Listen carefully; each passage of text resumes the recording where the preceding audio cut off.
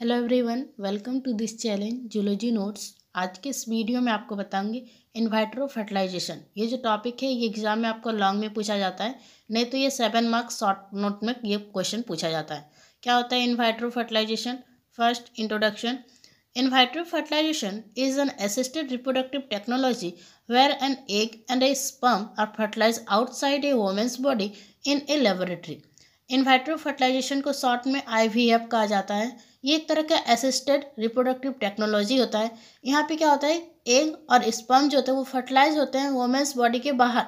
कहाँ पे? तो लेबोरेटरी में। It is a process that is use to overcome infertility and support surrogacy. ये एक तरह का ऐसा टेक्निक होता है, ऐसा प्रोसेस होता है जिसका उपयोग जो होता है वो बांझपन को दूर करने और सरोगेसी को समर्थन करने के लिए किया जाता है। It was first successfully performed in 1978 when IVF gave birth to Louis Brown।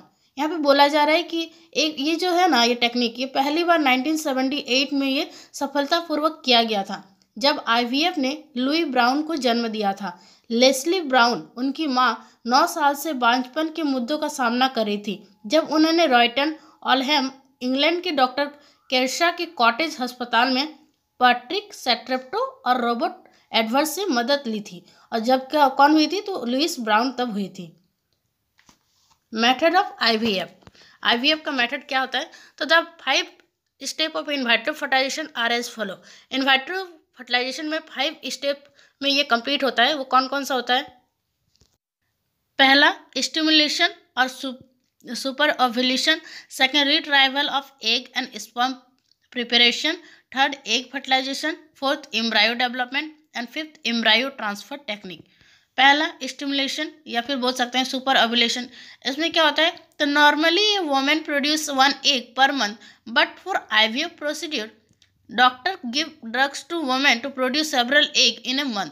बोला जा रहा है कि नॉर्मली वोमेन जो होता है एक मंथ में वोमेन जो होता है वो एक ही एग प्रोड्यूस करती है, लेकिन IVF प्रोसीड्यूर में डॉक्टर जो होता है वो ड्रग्स देता है वोमेन्स को, ताकि वो ज़्यादा एग्स प्रोड्यूस हो सके मंथ में। This egg are examine from time to time to pick the healthiest one in the next step. उसके बाद होता है ना कि उस पर ध्यान रखा जाता है ताकि एक हेल्दीएस्ट को वो ले सकते हैं नेक्स्ट स्टेप के लिए। Retrieval of egg and sperm preparation. इसमें क्या होता है? The egg are retrieve from the female by a procedure known as transvaginal oocyte retrieval. इसमें बोला जा रहा है कि वोमेन से एग को एक प्रक्रिया द्वारा प्राप्त किया जाता है, जिसे क्या कहा जाता है? ट्रांसवेजिनल oocyte रिट्राइवल कहा जाता है। An oocyte selection is performed to select the egg that has the highest chance of fertilization। यहाँ पर बोला जा रहा है कि एग का चयन के लिए एक तरह का oocyte चयन किया जाता है, जिसमें फर्टिलाइजेशन का एक होता है ना, उच्चतम संभावना होता है। The sperm are extracted from semen by removing inactive cell and seminal fluid in a process that called sperm washing। बोला जा रहा है कि यहाँ पे जो होता है ना, स्पर्म धोने नामक एक तरह का प्रक्रिया में निष्क्रिय जो कोशिकाओं को सीमेन द्रव को हटाकर शुक्राणु को वीर्य से निकाला जाता है। मतलब एक तरह से सीमेन से स्पर्म को वहां पे निकाला जाता है। एग फर्टिलाइजेशन, इसमें क्या होगा? तो the female egg and male sperm are incubated together for fertilization. यहाँ पे फर्टिलाइजेशन के लिए वुमेन के एग और मेल के जो स्पर्म है वो एक इंक्यूबेट किया जाता है, एक साथ रखा जाता है। The sperm generally enter the egg and insemination is carried out, but in cases where sperm motility is low, the sperm directly injected into the egg। यहाँ पे बोला जा रहा है कि जो स्पर्म है आमतौर पर एग में प्रवेश करता है और गर्भाधान किया जाता है, लेकिन ऐसे मामलों में जहाँ स्पर्म की गतिशीलता कम होती है, स्पर्म को सीधे अंडे में एग में इंजेक्ट किया जाता है। Embryo development. The fertilized egg divides to form an embryo. The embryo divides by cleavage to form a blastocyst।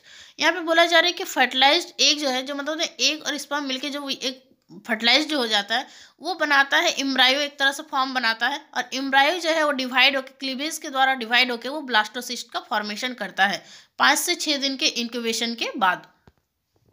उसके बाद है embryo transfer. The embryo is transferred to the uterus after 5 to 6 days of active division.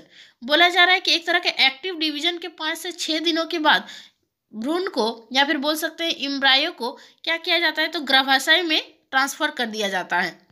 The number of embryos that are transfer depend on the age of women and any other health concern if present.